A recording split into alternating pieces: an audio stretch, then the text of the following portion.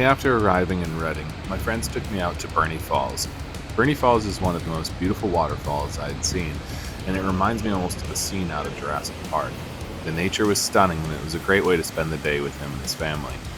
The parking is extremely limited though, so if you're coming during summer, make sure to show up early.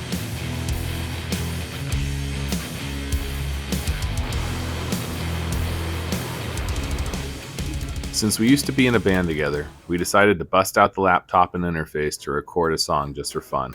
It was a great trip down memory lane, and I couldn't have had a better time with him and his family. But after a couple days, it was time for me to be on my way.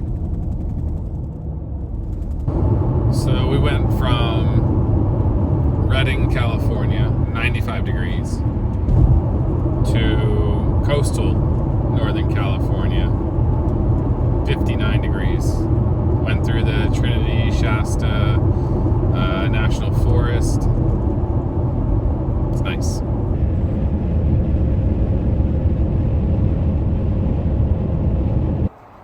I booked a garage camping spot in Klamath called Woods, Waves, and Wags in order to explore the redwood forests and nearby coast. My host Allison was extremely welcoming and friendly, and even introduced me to another camper whom I would meet up with later in my trip.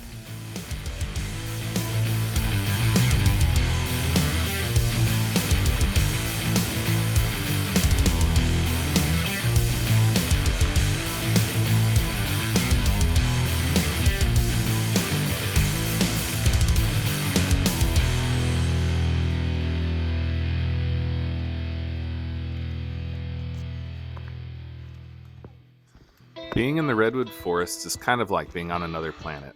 In fact, I read that they filmed some parts of Star Wars close by and had to tell the actor who played Chewbacca to stay close so he wouldn't be mistaken for Bigfoot and shot by hunters.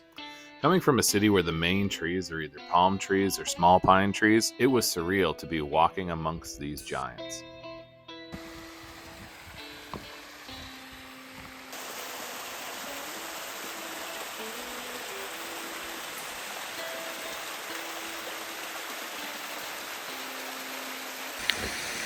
Good little hike. Good place to stop and have a lunch.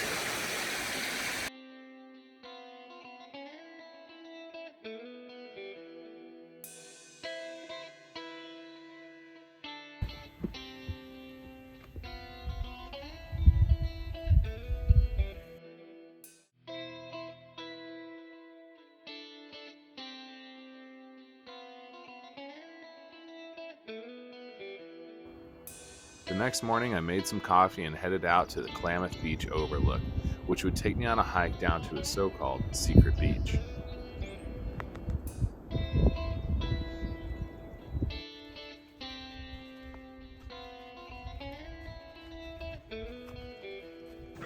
Wasn't even hiking that long on this trail before.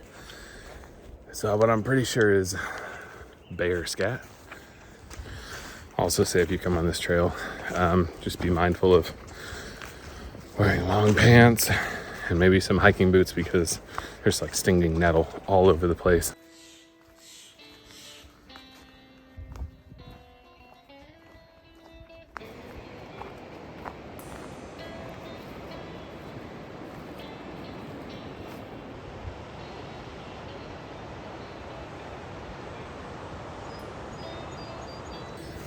So the coastal trail runs from the Klamath Overlook all the way to that beach behind me, which is like the lagoon loop, but I was intending on going to the hidden beach, which is almost a mile that way, but I wasn't sure, so I just kept on the coastal trail. So, I mean, whatever, I don't have anything to do today. I'm just hiking around. This part of the trail is really nice. I ran into 2 groups of people, that's it. I'm gonna go back to the hidden beach and gonna eat and pull out a book and hang out.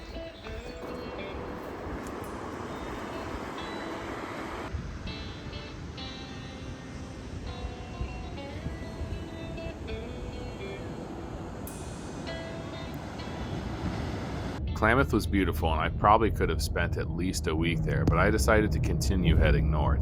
My next stop was the amazing Oregon Caves, which I highly recommend taking a tour of if you're in the southern Oregon area. In fact, it's been floating for a long time.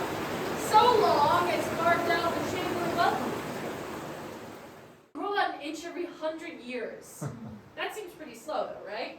Well, guess what? To the fingertips. In the darkness of the tunnel, he said he could. So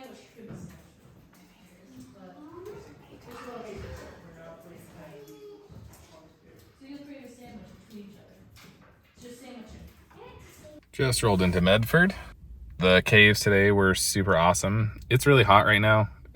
It's mid to high 90s and expecting triple digits over the next couple days. So not looking forward to that. But for now, I'm gonna go get some food.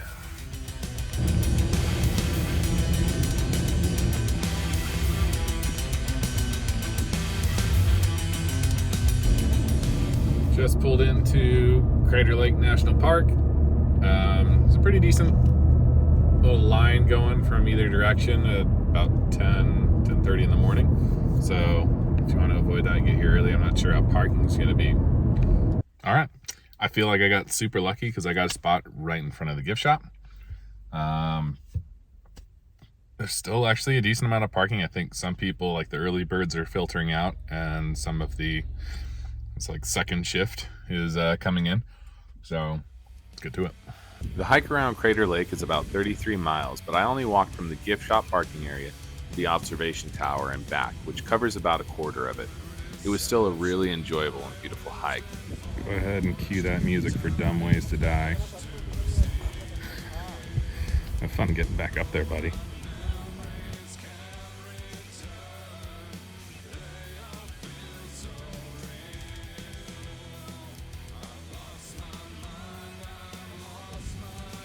So Crater Lake's an interesting place because it's just one thing. Like, you're not hiking around seeing different things, you're seeing the exact same thing from different angles, and it's still nice at every angle. Walk, a couple hundred feet in the other direction. Ooh. Walk a couple hundred more feet. Ooh, doesn't really get old. The water's super blue. It's a really nice day, so really can't complain.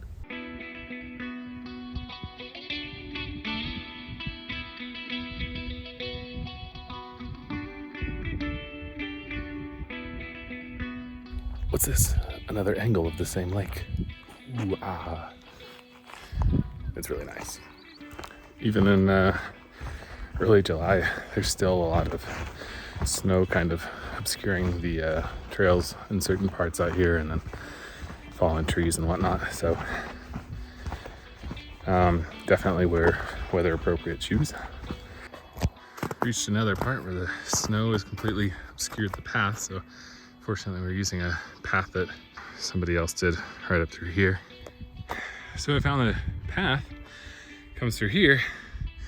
I don't know how I ended up over here and coming through there, but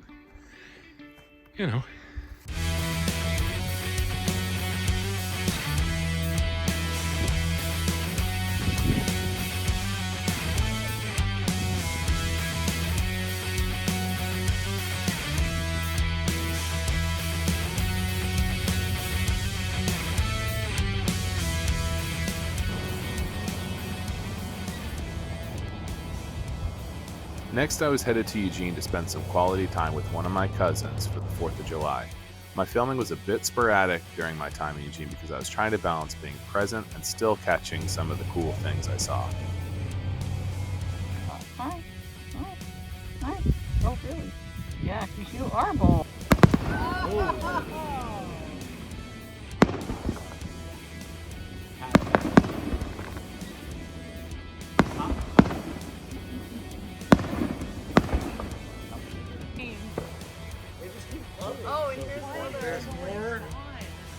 It's terrifying. It kind of looks like there's Martian invasion going down or something, I met up with my friend Jamie, who I met while camping in Klamath, and then we went to a setup day for the Oregon Country Fair, which totally blew my mind. The amount of work that goes into setting up this event and the sense of community there is here is nothing like I've ever seen. I would definitely like to come back for a proper visit sometime. I then went to the Museum of Natural and Cultural History, which was a really cool exploration of the area.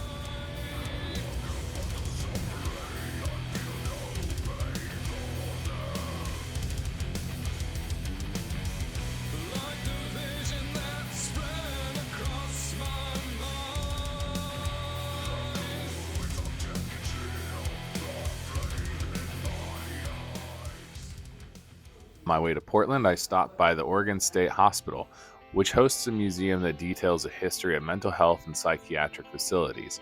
This was a hidden gem that I'm so glad I got to see, and also the setting for another famous Stanley Kubrick film, One Flew Over the Cuckoo's Nest.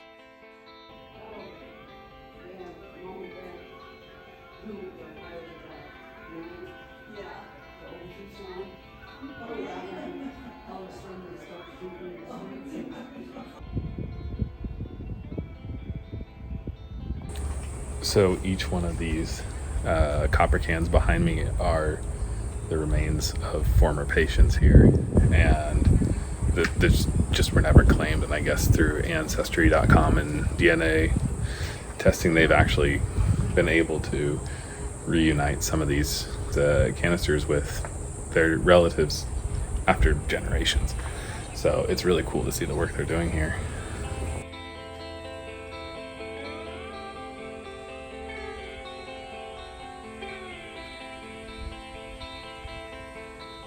So the Oregon State Hospital has been here for about 140 years, and they actually filmed One Flew Over the Cuckoo's Nest here, which is super cool. I didn't even know that. They have a really cool exhibit on the history of mental health, and they're doing a lot to kind of preserve that legacy and knowledge about, the evolution of mental health treatment. So highly recommend it. It was like $7, totally worth it. Definitely come here if you're in Salem, Oregon.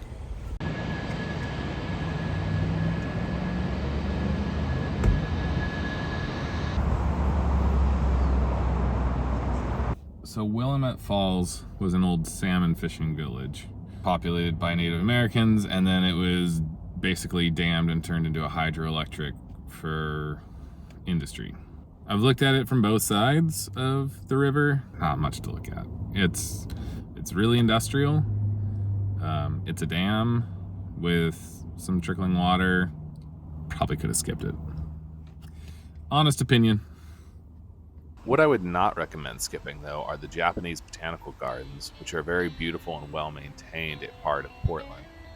It's a great way to escape from the city and enjoy nature.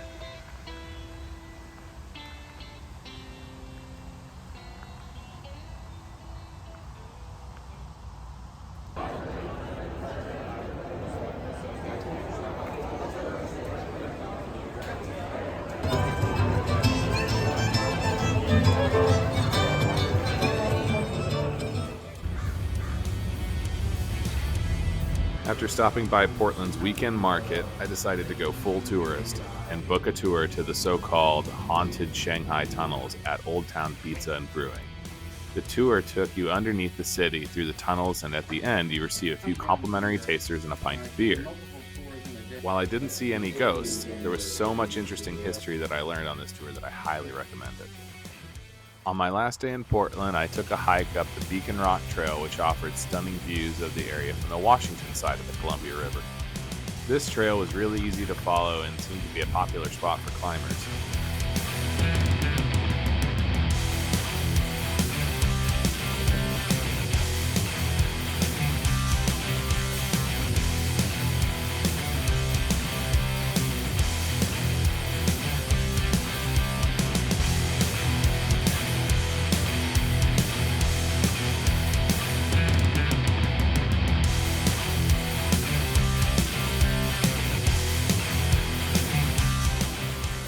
After seeing the sights from the Washington side, though, I went to the iconic Multnomah Falls on the Oregon side before continuing north.